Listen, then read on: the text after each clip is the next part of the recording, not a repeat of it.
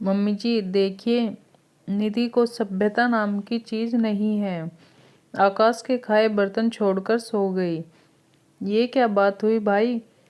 अगर तुम्हारा पति देर से लौटे या बीमार हो तो जूठन दूसरे के लिए छोड़कर सो जाओगी?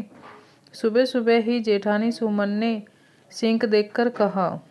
और क्या, हम लोग तो इनके नौकर लग रहे हैं, करना ही पड़ेगी रानी जी की चाकरी। सासू माँ उर्मिला देवी भी भड़की हुई थी। ऐसा नहीं था कि निधि को कुछ सुनाई नहीं दे रहा था, यह वह लापरवाह थी। बस डिलीवरी में बस 6 या 7 दिन बाकी थे। डॉक्टर ने कह दिया था कि हाई रिस्क है, तकलीफ पड़ते ही आ जाना, डिलीवरी किसी भी समय हो सकती है। सो दर्द और बुखार से पस्त पड़ी थी। पति आकाश ननमोना को बुलाने गए थे। वह भी अपने 3 महीने के बेटे को लेकर मायके आने वाली थी। पहली सर्दी जो थी तो मायके में आराम मिल जाता। उर्मिला जी का बेटी को सर्दी भर अपने घर में ही रोकने का इरादा था। निधि की रुलाई फूट पड़ी।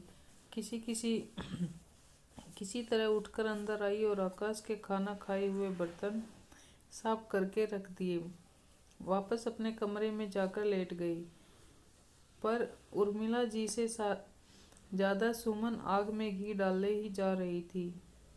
इधर शाम को आकाश की वापसी हुई और अगले ही दिन निधि को अस्पताल में भर्ती कराना पड़ा। निधि ने एक स्वस्थ सुंदर चांद से बेटे को जन्म दिया था ऑपरेशन से। घर में सब खुश थे और अपनी अपनी नेक की लिस्ट भी आकाश को थमा दी थी। लगभग 1 हफ्ते के बाद निधि को अस्पताल से छुट्टी मिल गई। स्टोर रूम में उसका बिस्तर अलग लगा था और साथ में कुछ बर्तन मांजने का सामान भी कोने में ही रखा था। देखो बहू, जापे में हो अपने बर्तन अलग ही रखना, उन्हें खुद धोकर रखना, खाना इन्हीं में मिलेगा और अपने और मुन्ने के कपड़े भी। सबसे छोटी हो, कोई मान्य नहीं हो घर की, उर्मिला जी के कड़क आवाज में कहा। आज निधि मन में सोच रही थी कि अगर मायके में आधुनिक सुविधाओं से युक्त अस्पताल होता तो मैं भी अपने घर ही चली जाती। शरीर कमजोर था और तकलीफ अपनी जगह, फिर भी वह सामंजस्य बैठाने की कोशिश कर रही थी। वह अपना काम भी निर्देश अनुसार कर रही थी। धीरे धीरे समय निकल रहा था। अब बच्चे का नामकरण संस्कार भी निपट चुका था और निधि भी अपनी रसोई फिर संभाल चुकी थी। उर्मिला जी की छुआछूत की सनक के चलते कोई मेड भी नहीं थी।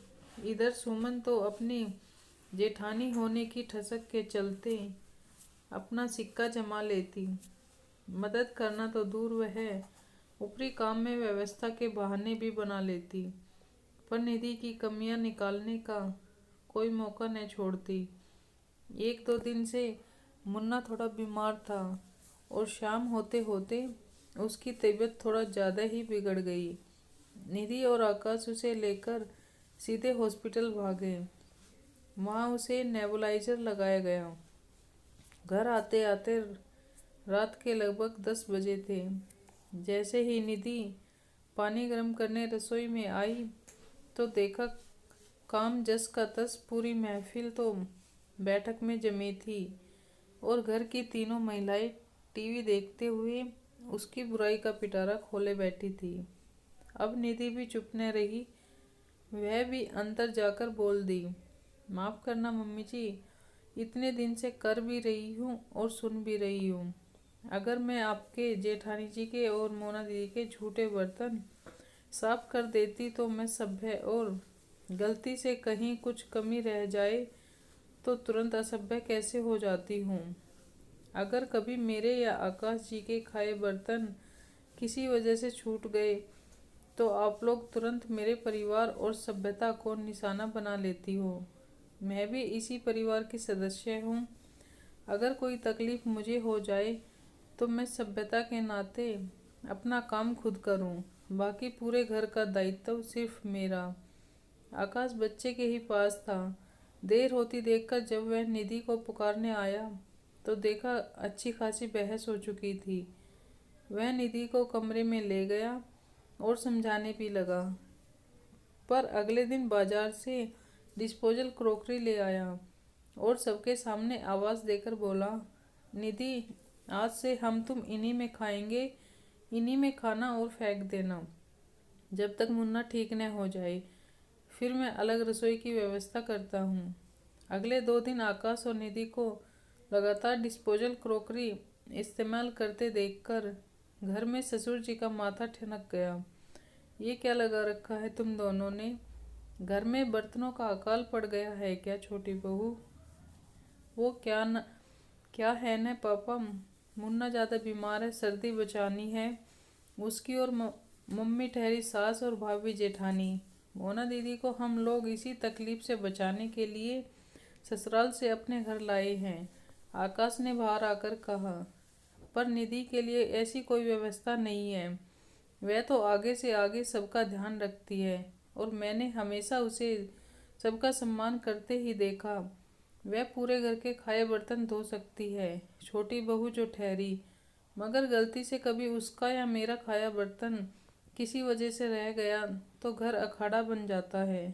तकलीफ में भी उसे खुद के और मेरे बर्तन साफ करने पड़ते हैं। कब तक बर्दाश्त करूं? मैं नौकरी करूं या इलाज कराऊं या घर की लड़ाई निपटाऊं?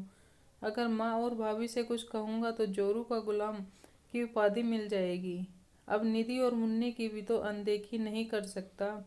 ब्याह कर लाया हूँ, कुछ मेरा भी तो फर्ज बनता है निधि के लिए।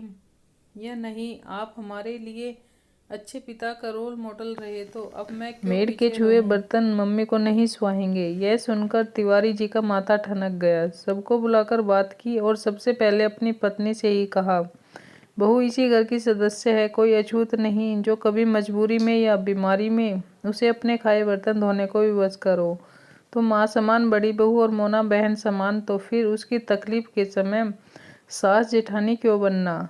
भाभी और माँ के व्यवहार की गांठों को अभी भी पाले हो और आए दिन मुझे सुनाती हो, पर याद रहे तुम्हारा ऐसा व्यवहार कैंसर की गांठ का रूप ले रहा है, जिसकी परिणति किसी दिन उस अंग के अलग होने पर ही रुकेगी।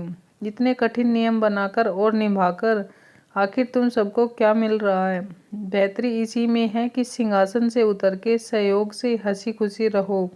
जैसे मैं तुम्हारी गठिया और अस्थमा का इलाज करवा रहा हूँ, तुम भी बहू को रोगी बनने की कगार पर धकेल रही हो। आकाश, तुम चिंता मत करो, मैं कल ही एक मेड की व्यवस्था करता हूँ। मुझे बहू और बच्चा दोनों स्वस्थ चाहिए, बीमार नहीं। अगली सुबह उर्मिला जी और सुमन रसोई में निधि को सहयोग दे रही थी। अक्सर महिलाओं ने ही महिलाओं के लिए इतने कड़े नियम बना रखे हैं और उन्हें पालने के लिए कलह क्लेश के तरीकों को भी अपनाती है, चाहे उसका परिणाम किसी भी स्वास्थ्य समस्याओं की ही नींव भले बन जाए।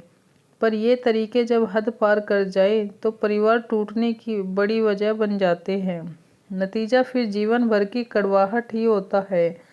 यह भी एक कुरीति ही है। स्वस्थ होने की स्थिति में नियम बुरे नहीं, पर तकलीफ में सहयोग अच्छा होता है रिश्तों के लिए। दोस्तों, कहानी सुनने के लिए शुक्रिया। कहानी अच्छी लगी हो तो लाइक और शेयर करें। चैनल पर पहली बार आए हैं तो चैनल को सब्सक्राइब करें और कमेंट करके अपनी राय ज़रूर बताना। मिलते हैं किसी नई वीडियो में, तब तक के लिए बाय बाय।